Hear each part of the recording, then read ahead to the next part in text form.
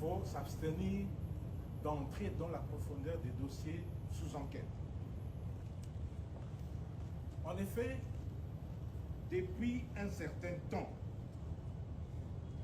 certaines ONG de droits humains, relayées par les médias et les réseaux sociaux, s'interrogent sur la dernière vague d'interpellation des officiers de notre armée.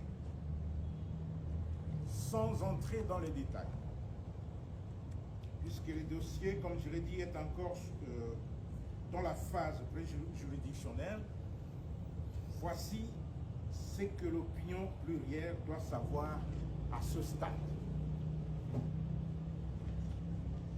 1. C'est vrai, plusieurs officiers généraux et supérieurs des FARDC sont actuellement interpellés. Nous les confirmons. Mais ils le sont pour des faits hautement répréhensibles liés à la sécurité de l'État. Pour besoin d'investigation approfondie, leur durée de détention est, conformément à la loi, prolongée sous demande du parquet militaire qui mène des enquêtes. Toute cette procédure est prévue par la loi. Chaque fois que le délai de détention arrive à terme, le responsable de l'instruction préjuridictionnelle sollicite une prolongation, car à cause des connexions multiples du dossier, ces enquêtes sécuritaires nécessitent du temps. 2.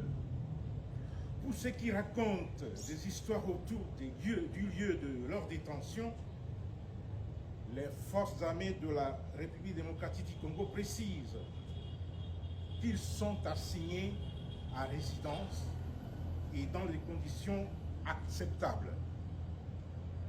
Ils sont sous le régime de la liberté contrôlée. La Commission nationale des droits de l'homme, dont les responsables est ici présent, leur a rendu visite et à la fin de notre intervention, il va prendre la parole pour vous parler à ce sujet. 3. Les arrestations opérées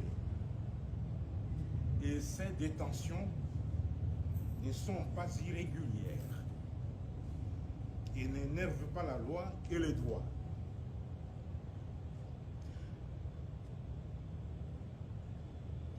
Tous ces officiers ont tous été interpellés conformément aux dispositions légales en vigueur dans notre pays.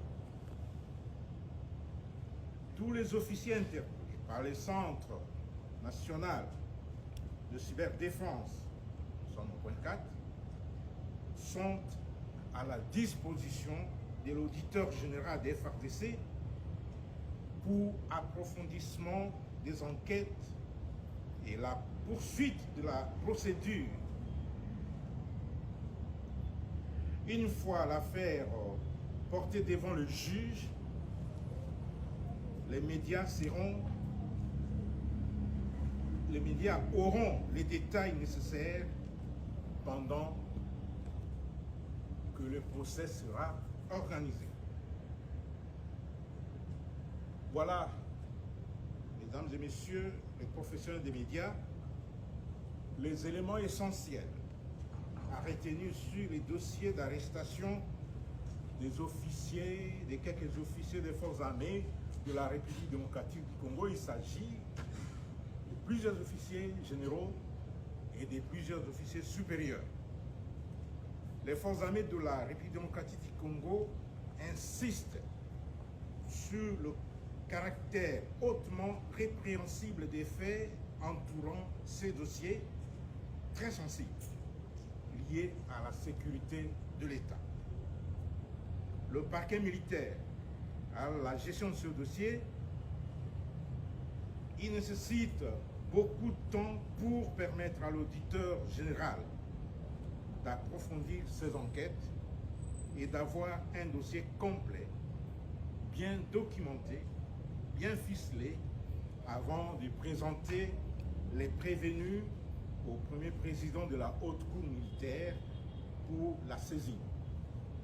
À ce stade, nous ne pouvons entrer dans les détails pour ne pas violer et énerver les secrets d'instruction. Et j'espère qu'avec ces quelques indications, vous avez déjà une idée générale et globale sur le dossier. Après vous avoir donné ces éléments,